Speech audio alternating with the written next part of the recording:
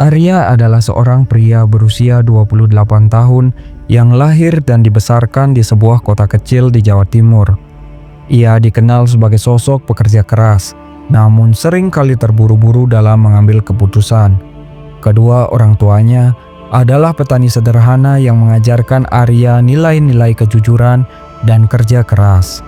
Namun, kematian mendadak ayahnya saat Arya berusia 16 tahun memaksa keluarganya menghadapi kehidupan yang jauh lebih sulit.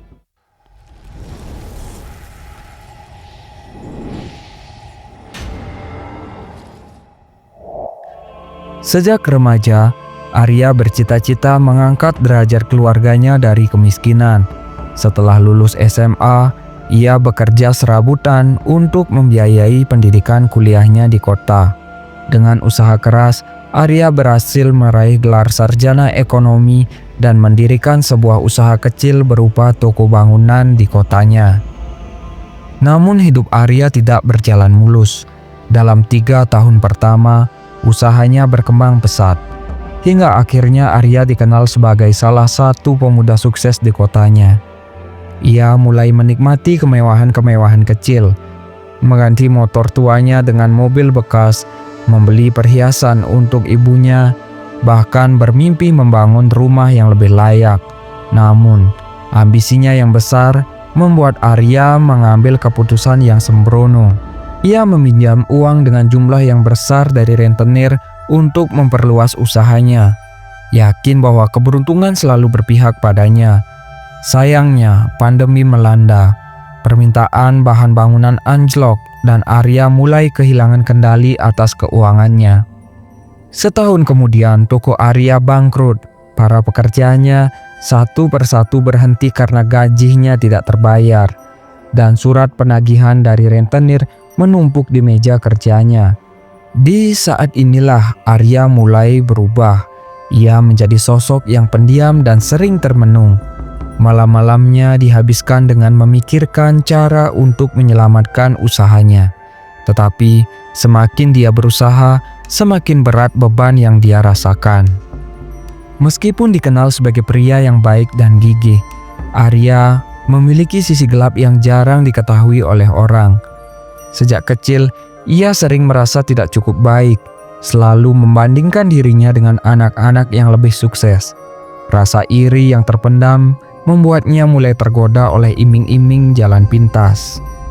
Krisis finansial yang menghimpitnya membuat Arya menjadi lebih nekat. Ia mulai melupakan nasihat orang tuanya tentang pentingnya bekerja dengan jujur. Sejak mendengar cerita tentang pasar gaib di Gunung Kawi dari seseorang kenalan yang juga sedang terpuruk, Arya merasa seolah-olah dunia memberikan kesempatan terakhir untuknya untuk mengubah nasib. "Kalau kau benar-benar putus asa, pergilah ke Gunung Kawi," ujar kenalannya sambil menatap Arya dengan pandangan penuh misteri. "Di sana, kau bisa mendapatkan apa saja, asal berani membayar harganya."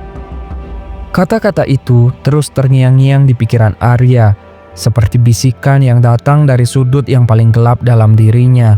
Malam itu, saat ia duduk sendiri di ruang tamu kecil yang nyaris kosong, Arya memutuskan untuk mengambil langkah yang akan mengubah hidupnya, entah untuk selamanya atau selamanya untuk hilang. Malam itu, dengan membawa sesajen berupa bunga, kemenyan, dan dupa yang ia beli dari seorang dukun di pasar tradisional, Arya meninggalkan rumahnya. Jalan menuju Gunung Kawi terasa seperti perjalanan menuju dunia lain. Angin dingin berhembus tajam, dan cahaya bulan purnama seolah-olah menjadi satu-satunya petunjuk baginya. Pikiran Arya dipenuhi keraguan, namun suara-suara dalam benaknya terus mendorong untuk maju. "Ini satu-satunya cara. Kalau berhasil, semua akan selesai. Kau bisa melunasi utang dan mulai hidup baru," katanya dalam hati, seolah meyakinkan diri. Di tengah perjalanan, ia melewati sebuah desa kecil yang tampak sepi. Rumah-rumah tua berdiri dengan lampu yang redup, dan beberapa kali Arya merasa ada mata yang mengintip dari balik jendela. Namun, tidak ada seorang pun yang keluar untuk berbicara. Desa itu seperti menahannya untuk melanjutkan perjalanan. Saat Arya tiba di kaki gunung, ia menemukan sebuah pohon beringin besar yang tampak tua dan menyeramkan. Di bawah pohon itu ada sebuah batu besar dengan ukiran kuno. Arya ingat dukun yang ia temui mengatakan bahwa disinilah ia harus memulai ritual. Ia mulai menyalakan dupa, menaruh sesajen, dan memulai membaca mantra yang diberikan oleh dukun tersebut. Udara di sekitarnya tiba-tiba terasa berat dan kabut tipis mulai menyelimuti. Suara gemersik daun terdengar seperti bisikan. Arya memejamkan mata, menahan rasa takut yang semakin menggeliat di dalam dirinya. Ketika ia membuka mata, suasana telah berubah. Hutan yang gelap kini diterangi oleh ratusan lentera kecil, dan di depannya terbentang pasar yang ramai. Namun, pasar itu terasa salah. Suaranya riuh tetapi tawa dan percakapan yang terdengar seperti datang dari makhluk yang bukan manusia. Bau dupa bercampur anyir darah tercium tajam di udara. Arya melangkah masuk dengan hati-hati. Di kanan dan kirinya ada kios-kios barang dagangan yang aneh. Keris yang berkilauan, koin emas yang mengeluarkan cahaya redup, botol-botol berisi cairan hitam, bahkan kepala manusia yang bergerak di atas meja. Para penjualnya jauh dari kata biasa. Ada yang bertubuh setengah ular, ada yang kulitnya bersisik seperti ikan, dan ada yang wajahnya terlihat seperti bayangan yang terus berubah bentuk. Namun, mereka semua tersenyum menyambut Arya. "Selamat datang manusia," kata seorang dengan suara yang serak. Tubuhnya kurus dan matanya merah menyala. "Apa yang kau cari?" Arya tidak menjawab. Ia hanya berjalan lebih jauh ke dalam pasar, mencoba menahan rasa takutnya. Namun ia tidak bisa menghindari godaan. Salah satu kios menjual emas dalam jumlah yang tak terhitung. Seorang penjual wanita berwajah cantik tetapi dengan tangan menyerupai cakar menawarinya. "Hanya satu bagian kecil dan kau bisa membawa semua ini," bisik wanita itu dengan senyum memikat. Arya hampir saja setuju, tetapi ia melihat sesuatu yang membuatnya mundur. Di sudut kios ada seorang pria yang tampak kaya raya. Tubuhnya dililit perhiasan, tetapi wajahnya kosong seperti boneka. Saat pria itu berjalan pergi, Arya menyadari bahwa pria itu tidak memiliki bayangan. Arya mulai merasa bahwa ada sesuatu yang sangat salah dari pasar ini. Ia memutuskan untuk pergi, tetapi setiap ia mencoba untuk keluar, jalan yang ia ambil membawanya kembali ke tempat yang sama. Pasar ini seperti labirin yang tak berujung. Seorang pria tua mendekatinya. Penampilannya jauh lebih manusiawi dibandingkan yang lain. "Kau tidak bisa pergi begitu saja," katanya dengan suara yang pelan.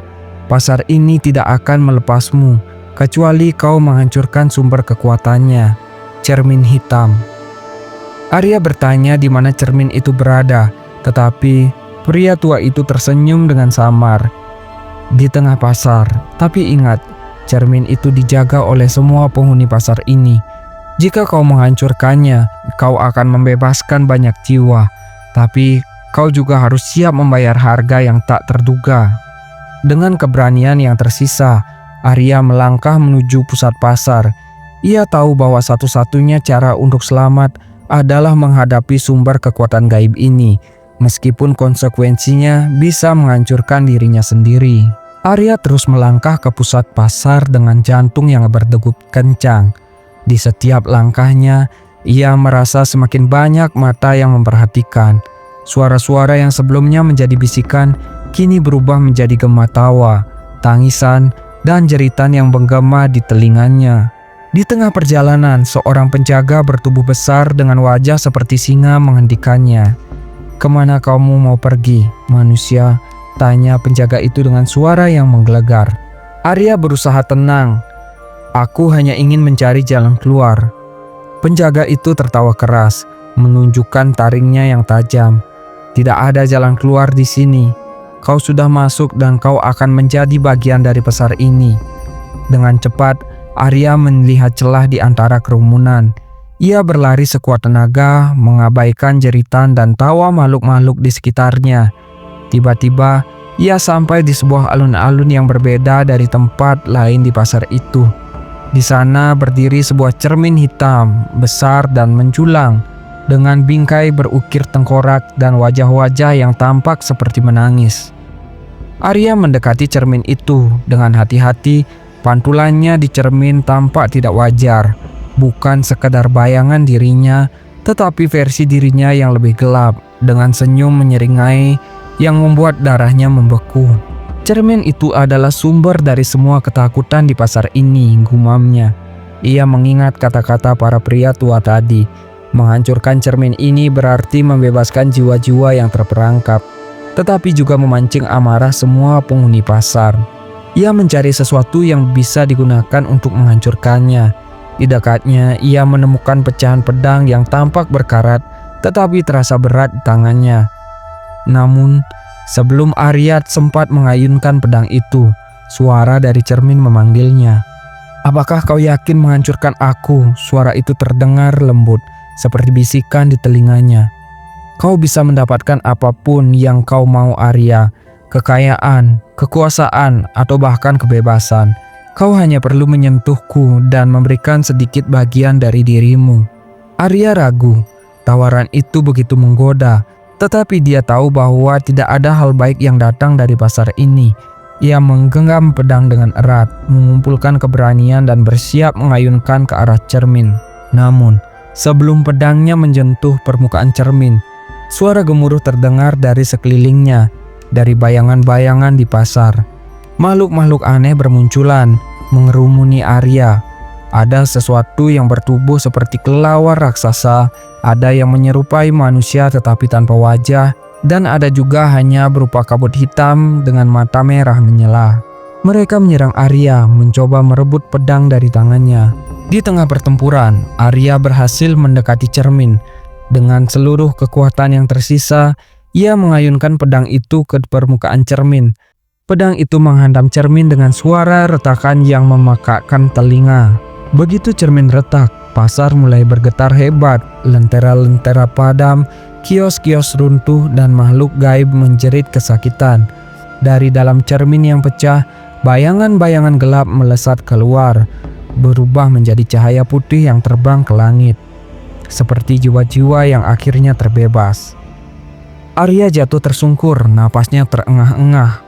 Ia merasakan tubuhnya ringan tetapi juga aneh. Ketika ia melihat sekelilingnya, pasar gaib itu telah menghilang, menyisakan hutan gelap yang sunyi. Arya berdiri perlahan, merasa lega karena selamat. Namun, ketika ia menoleh ke belakang, ia menyadari sesuatu yang mengerikan. Bayangannya tidak ada lagi. Ia berjalan pulang dengan tubuh yang terasa kosong. Sesampainya di rumah, ia mendapati hidupnya kembali seperti semula. Utangnya lunas dan usahanya kembali berjaya. Tetapi setiap kali ia melihat ke cermin, bayangannya tidak pernah mengikuti gerakannya. Bayangan itu hanya berdiri diam dengan senyuman menyeramkan dan terus menghantui Arya.